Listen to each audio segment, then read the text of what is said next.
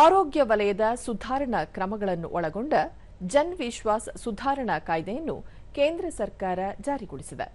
1940ರ ಔಷಧಗಳು, ಸೌಂದರ್ಯ ವರ್ಧಕಗಳ ಕಾಯ್ದೆ ಮತ್ತು 2006ರ ಆಹಾರ ಸುರಕ್ಷತೆ ಹಾಗೂ ಮಾನದಂಡಗಳ ಕಾಯ್ದೆಗಳಿಗೆ ತರಲಾದ ಹಲವು ತಿದ್ದುಪಡಿಗಳನ್ನು ಇದು ಒಳಗೊಂಡಿದೆ. ಈ ಕುರಿತು ಕೇಂದ್ರ ಆರೋಗ್ಯ ಮತ್ತು ಕುಟುಂಬ ಕಲ್ಯಾಣ ಸಚಿವಾಲಯ ಹೇಳಿಕೆ ಹೊರಡಿಸಿದ್ದು, ಸಾರ್ವಜನಿಕ ಆರೋಗ್ಯ ಮತ್ತು ಗ್ರಾಹಕರ ಸುರಕ್ಷತೆಗಾಗಿ ಕಠಿಣ ಕ್ರಮಗಳನ್ನು ಕಾಯ್ದುಕೊಳ್ಳುವ ಜೊತೆಗೆ ಈ ಕಾರ್ಯವನ್ನು ಸುಲಭಗೊಳಿಸುವ ಉದ್ದೇಶದೊಂದಿಗೆ ಸುಧಾರಣಾ ಕ್ರಮಗಳನ್ನು ಕೈಗೊಳ್ಳಲಾಗಿದೆ ಎಂದು ತಿಳಿಸಿದೆ. ಕಡಿಮೆ ಅಪಾಯದ ಸೌಂದರ್ಯ ವರ್ಧಕಗಳ ಉತ್ಪಾದನೆ ಮತ್ತು ಮಾರಾಟಕ್ಕೆ ಸಂಬಂಧಿಸಿದ ನಿಯಮ ಉಲ್ಲಂಘನೆ ಪ್ರಕರಣಗಳಿಗೆ ದಂಡ ವಿಧಿಸುವ ಅಂಶವನ್ನು ನೂತನ ಸುಧಾರಣೆ ಒಳಗೊಂಡಿದೆ.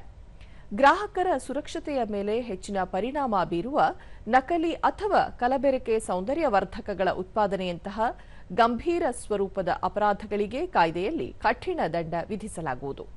ಆಹಾರ ಸುರಕ್ಷತೆಗೆ ಸಂಬಂಧಪಟ್ಟ ಅಧಿಕಾರಿಯ ಕೆಲಸಕ್ಕೆ ಅಡ್ಡಿಪಡಿಸುವ ಅಪರಾಧದ ಕುರಿತಾಗಿ ನಿಬಂಧನೆಯನ್ನು ಭಾರತೀಯ ನ್ಯಾಯ ಸಂಹಿತೆ ನಿಬಂಧನೆಯಡಿ ಈಗಾಗಲೇ ಸೇರ್ಪಡೆಗೊಳಿಸಿರುವ ಹಿನ್ನೆಲೆಯಲ್ಲಿ ಪ್ರಸ್ತುತ ಸುಧಾರಣಾ ಕಾಯ್ದೆಯಲ್ಲಿ ಈ ಅಂಶವನ್ನು ಕೈಬಿಡಲಾಗಿದೆ ಎಂದು ಸಚಿವಾಲಯ ತಿಳಿಸಿದೆ.